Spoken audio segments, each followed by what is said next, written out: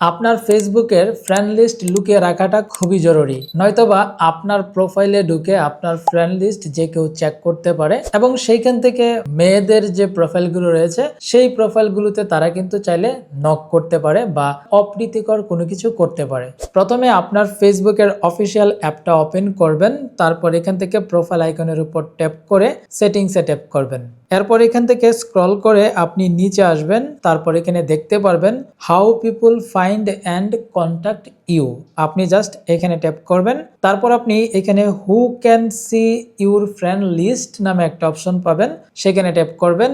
আর এইখানে আপনার যদি পাবলিক করা থাকে বা ফ্রেন্ডস করা থাকে অথবা এখানে যদি যে কোনো একটা অপশন সিলেক্ট করা থাকে তাহলে আপনাকে সরাসরি এখান থেকে অনলি মি এটাকে সিলেক্ট করতে হবে। যখন আপনি অনলি মি সিলেক্ট করে দিবেন তারপর এখান থেকে সেভ করে দিবেন, আপনি ছাড়া আপনার ফ্রেন্ড লিস্ট অন্য কেউ কিন্তু আপনার প্রোফাইল থেকে দেখতে পারবে না।